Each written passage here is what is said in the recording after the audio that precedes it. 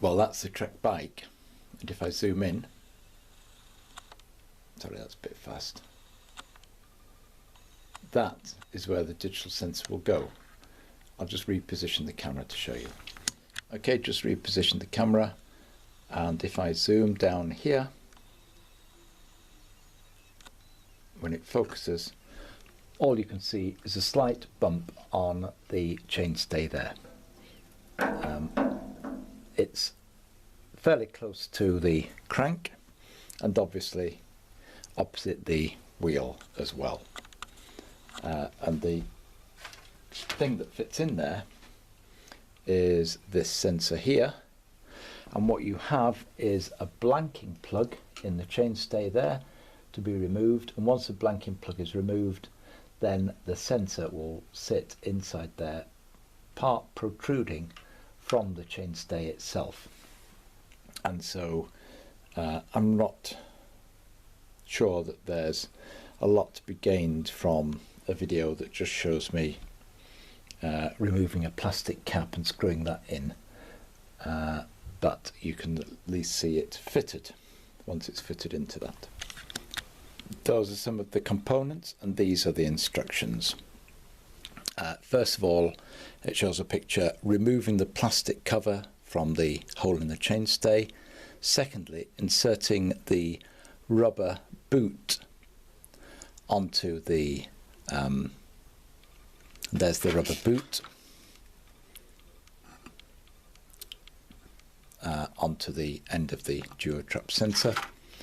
I think alternatively you can just fit a gasket. I don't think you would fit the gasket and the rubber boot, and the gasket came in the little packet. It's there, but I'll have a look at that in a moment. Then inserting the sensor into the chainstay, attaching it with the little screw, and here we have the little screw, which is a socket head screw for a small Allen key, and that's for an alloy frame. There's some alternative fittings for a carbon frame bike, where I believe it shows it being glued or silicon sealed into the carbon frame. But the first thing to do is insert the battery.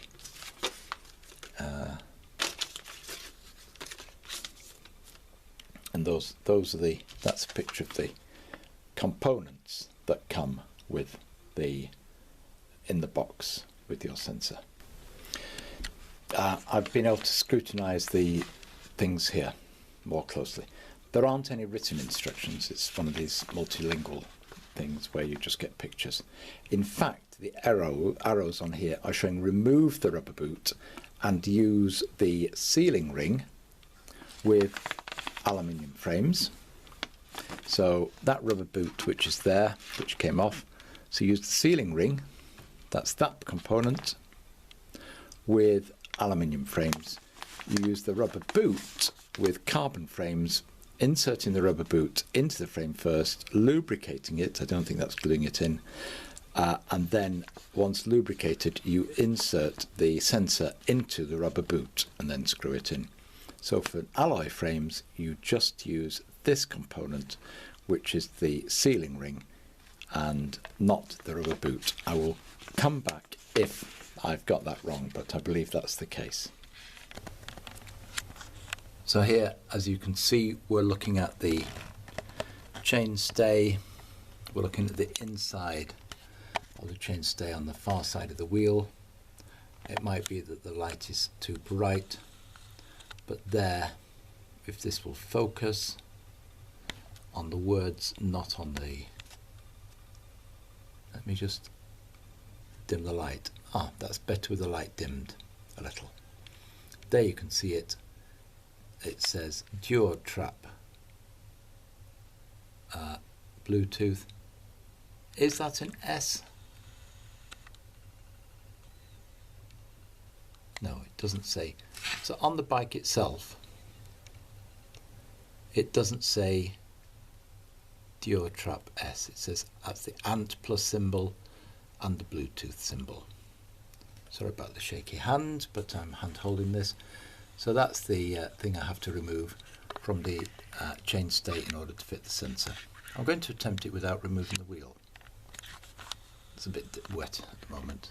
That's the sort of weather we've got.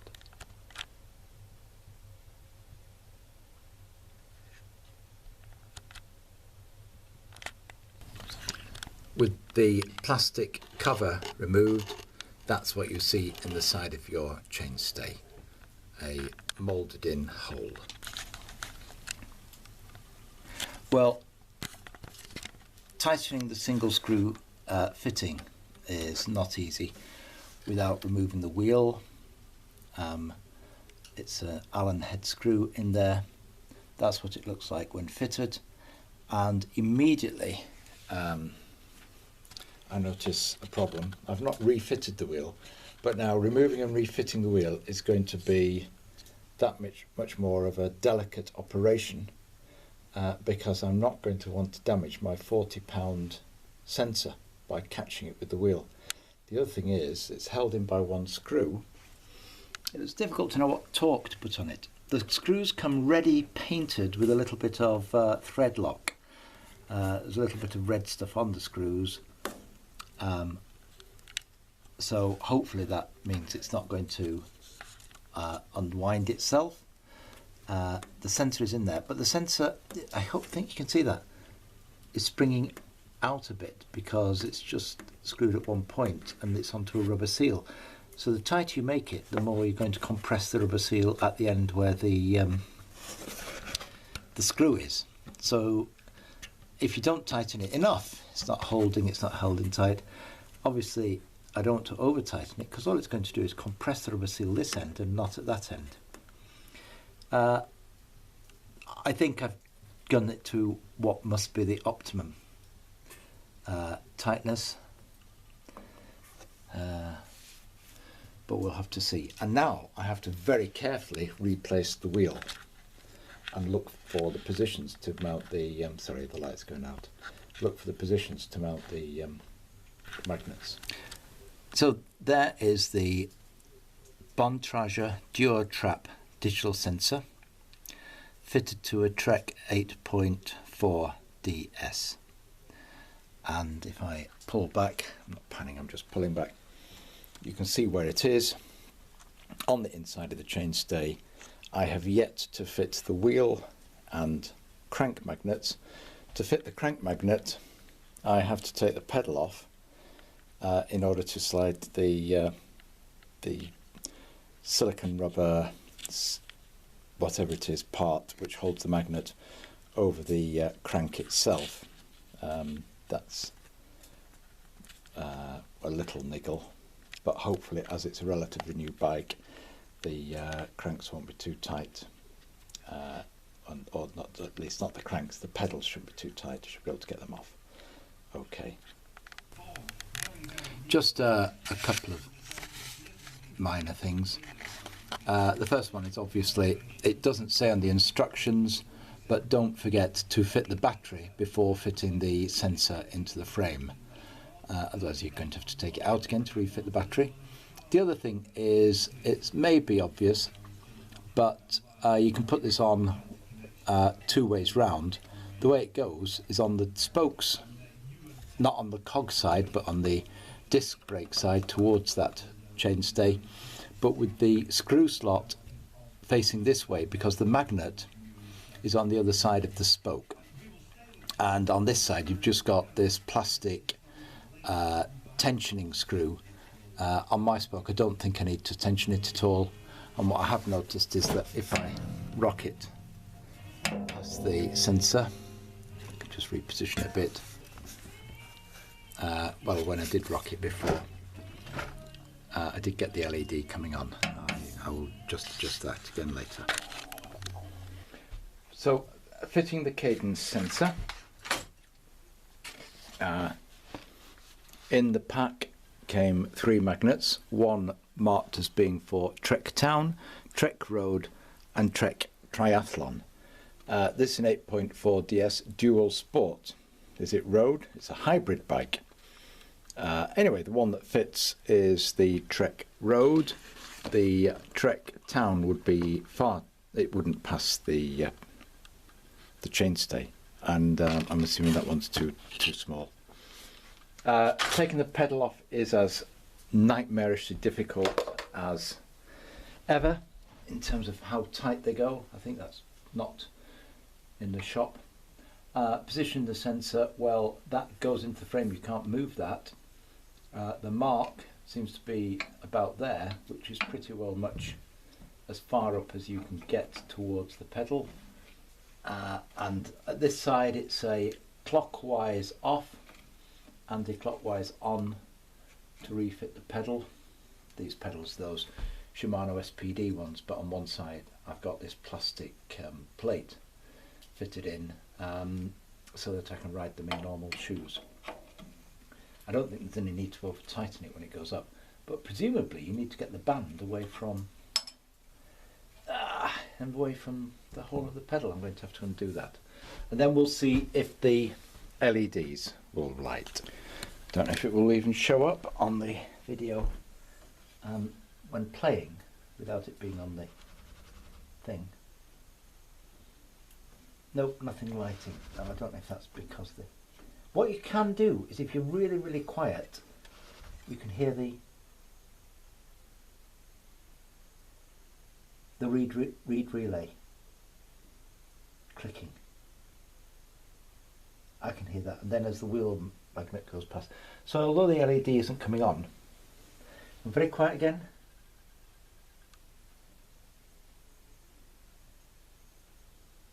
I can't quite hear it because it's inside the frame. What I'll do is I'll connect that up now, pair it with the phone Samsung. Well, my bike is in the little hallway because it's way too cold to do any fiddling outside. So that is the Bontrager DuoTrap S cadence and speed sensor, and if I move the crank a little bit, oh, maybe it's still activated. The first activation you get the light flashing. Now I note that there is a little mark on the frame, and although the what would you call it, groove in the sensor pointing the cadence thing ends there, the silver mark I think shows that in fact the magnet can be moved a little bit down here to where that dot is on the frame. Where are we? Ah dear. Sorry about that. It's there. So that's where the magnet will pass. Now, sorry about that delay there. There's the phone ready to go into its Tigra case, and if I have not got the case closed yet, if I look at the apps, then what you'll see is that I've got a few apps on here which might be associated with cycling, IP Bike, IP Sensor Man, My Tracks, what else is there on there? Ride with GPS, Strava. Now, so far, those are the Ride with DPS, My Tracks, haven't been able to connect. This is a Samsung Galaxy S3 Neo. Neo means it's an update of the original S3. I've recently got it, about £170 from Samsung Direct. And what I've done is I've managed to pair with the, connect to those sensors. Those sensors have both Bluetooth and ANT+, and as far as I know, getting ANT+ working on a Samsung Galaxy S3 Neo is not straightforward. The likelihood is that as they continue manufacturing an existing phone, that they do update it internally. Obviously the specs change a bit, and one of the updates is that they might use the same chip in this for the radio aspect Bluetooth, 3G, etc., as they do in other phones, rather than having a multitude of different chips. And it might be that there are facilities for ANT Plus on the chip in this phone. I really don't know that. So it's using Bluetooth to connect to that. There is a Bluetooth LTE, there's Bluetooth 3, Bluetooth 4. As far as I know, this is only Bluetooth 2, not even Bluetooth 3, but it could be Bluetooth 3. Anyway, Bluetooth, not LTE. LTE means long time evolution. The low power version of Bluetooth. The low energy Bluetooth LE. So it's paired, that's the main thing. So what I can do is go to IP Bike, open up the application, and I'll be able to do my speed cadence from GPS, as well as, because it works default from GPS, as well as measuring from the sensor on the bike. So I've got the sensor connected on this, and I'm going to give it a trial now. If you do happen to see this and wanted to see the process I went through to download the beta version of IP-Man, and you need the beta version of IP-Man, the helpful, really helpful guy, IFA, that's looks after this app, responds within hours to emails. That's my experience, and tells you what you need to do to get the thing working. So I have, and I'm going to test it and see exactly how it works on a Samsung Galaxy S3 now as I go out for a ride in the snow.